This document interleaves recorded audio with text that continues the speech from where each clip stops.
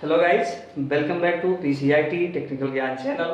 मैं संतोष कुमार गुप्ता आज आपके लिए बेहद इंटरेस्टिंग टॉपिक लेकर आया हूँ। गाइस, ये टॉपिक एक ऐसी टॉपिक है जिनको अगर आप अच्छे ढंग से कवर कर लेते हैं तो आज आप ये जान जाएंगे कि जो भी हम दो यूजर्स के मध्य जो भी एक्टिविटी होती है, जो भी कम्युनिकेशन होता है इंटरनेट पर, वो किस तरीके से होता है। हम जो भी डेटा सेंड करते हैं या डेटा हमको उधर से हमारा रिप्लाई रिसीव होता है, इन सेंडर और रिसीवर के बीच ऐसे कौन से हमारे चैनल हैं, ऐसे कौन कौन से वेज हैं जिनके थ्रू डेटा हमारा जाता है और आता है। तो गाइज चलते हैं हम अपनी स्लाइड की तरफ और आपको बताते हैं बहुत ही इंटरेस्टिंग टॉपिक जिसका नाम है गाइज OSI मॉडल। आज हम चर्चा करेंगे OSI मॉडल पे, और OSI मॉडल में आप आज ये जानेंगे कि दो कम्युनिकेशन जो हमारे होते हैं इनके बीच में वो कौन कौन से डिवाइसेस हैं, वो कौन कौन से ऐसे मेथड हैं जिनसे हमारा डेटा बिल्कुल सिक्योर जाता है और सिक्योर हमको प्राप्त होता है। तो गाइज OSI का सबसे पहले हम पूरा नाम जानेंगे, जैसा कि आप स्क्रीन पे भी देख पा रहे हैं। OSI का पूरा नाम है ओपन सिस्टम इंटरकनेक्शन। जी हाँ, ओपन सिस्टम इंटरकनेक्शन ये जो है ISO द्वारा डेवलप किया गया था।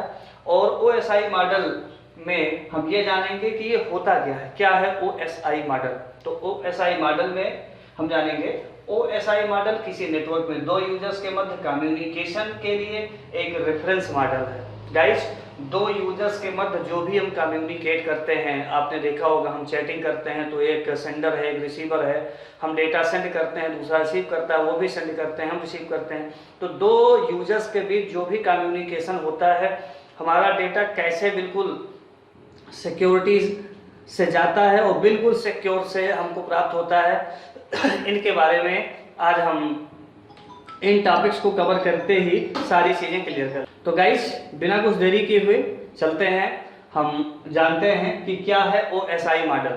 OSI मॉडल जैसा कि आप स्क्रीन पे भी देख पा रहे हैं कि दो यूजर्स के मध्य जो भी कम्युनिकेशन होता है वो हमारा कहीं ना कहीं OSI मॉडल का सबसे बड़ा योगदान होता है। अगर ये ना होता तो हमारा डेटा बिल्कुल सिक्योर एक दूसरे को ट्रांसफर ना होता, ना सेंड होता, ना रिसीव होता, बीच में ही हैक हो जाता।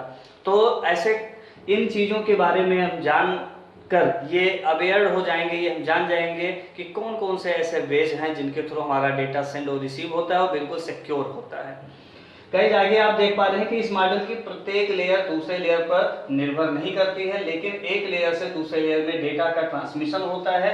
OSI मॉडल यह डिस्क्राइब करता है कि किसी नेटवर्क में डेटा या सूचना कैसे सेंड और रिसीव होती है। OSI मॉडल से हम ये जान जाएंगे कि डेटा किस प्रकार सेंड होता है, किस प्रकार रिसीव होती है, ये चीजें हमको अच्छे ढंग से कवर हो जाएंगी। तो चलते हैं हम नेक्स्ट स्लाइड की तरफ और हम जानते हैं OSI मॉडल में हमारे कितने ऐसे जो है लेयर होते हैं और उन लेयर का क्या यूज है। जैसा कि आप यहाँ देख पा रहे हैं स्क्रीन पे, OSI मॉडल में हमारे ये 7 ऐसे लेयर हैं, या कह सकते हैं 7 ऐसे ये दरवाजे हैं जिनको क्रॉस करके तभी हमारा डेटा रिसीवर तक पहुंचता है। और रिसीवर जब डेटा फिर से सेंड करता है तो इन्हीं बेज से हमारा डेटा फिर पहुंचता है हमारे सर्वर तक। तो ये जो हमारे OSI मॉडल के लेयर हैं, इन 7 लेयर पे एक बार हम थोड़ा डिस्कस करेंगे। देखिए, इसमें सबसे पहला हमारा है एप्लीकेशन लेयर, दूसरा है प्रेजेंटेशन लेयर, तीसरा हमारा है सेशन लेयर, चौथा है हमारा ट्रांसपोर्ट लेयर, और पांचवा है नेटवर्क लेयर, छठवां है हमारा डेटा लिंक लेयर, और सातवां हमारा है फिजिकल लेयर। ये हमारे 7 लेयर हैं। अब हम चलते हैं इन 7 लेयर के बारे में आपको एक एक करके बताएंगे ताकि आप ये समझ जाएं OSI मॉडल का रोल क्या है, क्या यूज है नेटवर्क में इनका।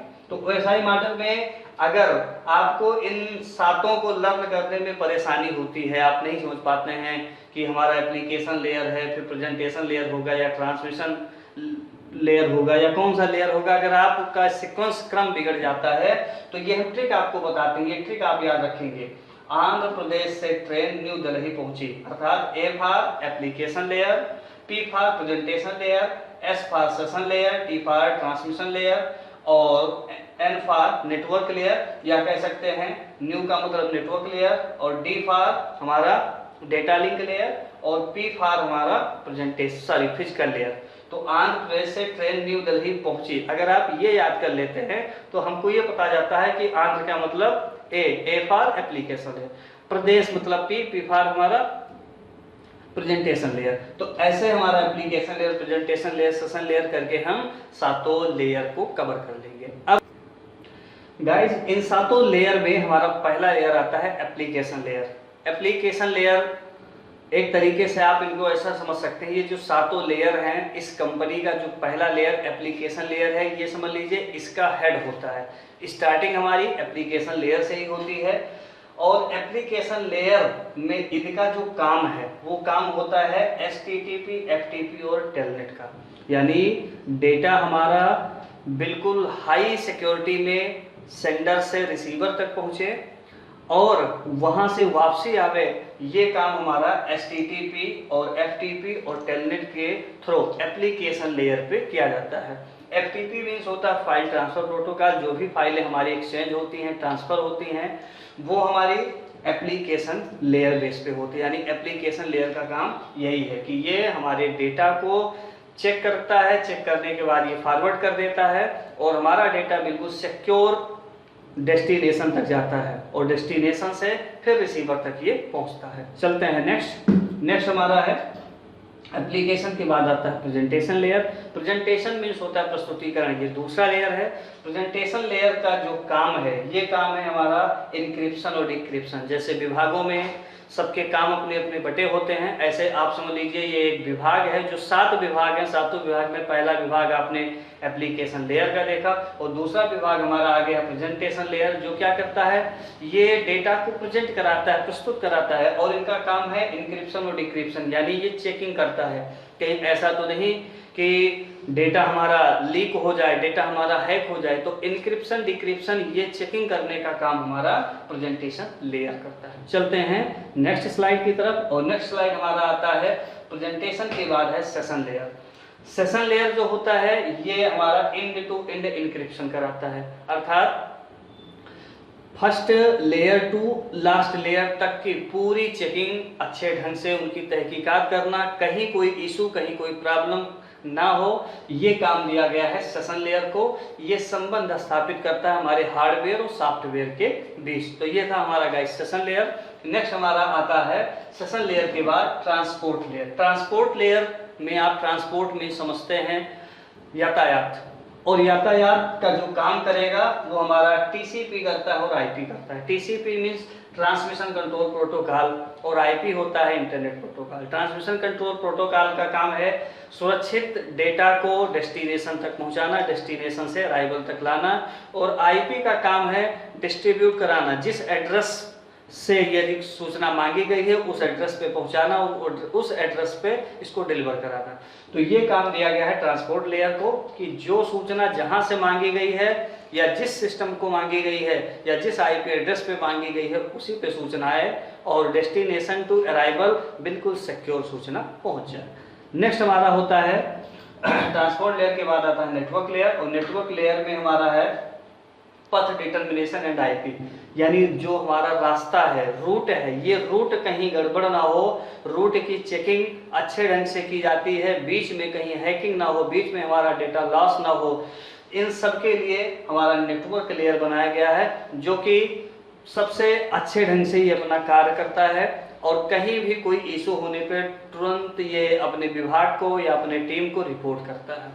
नेक्स्ट हमारा आता है नेटवर्क लेयर के बाद डेटा लिंक लेयर, और डेटा लिंक लेयर में जो हमारे डेटा हैं इनको लिंक करने के लिए ये लेयर बनाई गई है जिसमें NIC कार्ड, स्विच, राउटर, इन सब का यूज किया जाता है। ये सब हमारे हार्डवेयर के डिवाइसेस होते हैं। NIC कार्ड जिनके थ्रू हमारा नेटवर्क या कह सकते हैं इंटरनेट की कनेक्टिविटी होती है नेटवर्क के थ्रू, और हमारा स्विच है, राउटर है, ये जितने भी हार्डवेयर नेटवर्किंग डिवाइसेस हैं इन सब का रोल या इन सब का यूज हमारे डेटा लिंक लेयर में ही बहुत अच्छे ढंग से किया जाता है, ताकि अगर सॉफ्टवेयर और हार्डवेयर दोनों का कॉम्बिनेशन ढंग से नहीं हुआ तो ये समझिए कि जो सेशन लेयर है ये ब्रेक हो सकता है और डेटा हमारा या जो भी हमारा अराइवल टू डेस्टिनेशन डेटा है ये बाधित हो सकता है। इसके लिए हमारा डेटा लिंक लेयर में ये हार्डवेयर डिवाइसेस लगाए गए। तो गाइस नेक्स्ट हमारी ये स्लाइड आपके सामने है फिजिकल लेयर, और फिजिकल लेयर में हमारे केबल, राउटर, हब, ईथरनेट, इन सब का यूज होता है।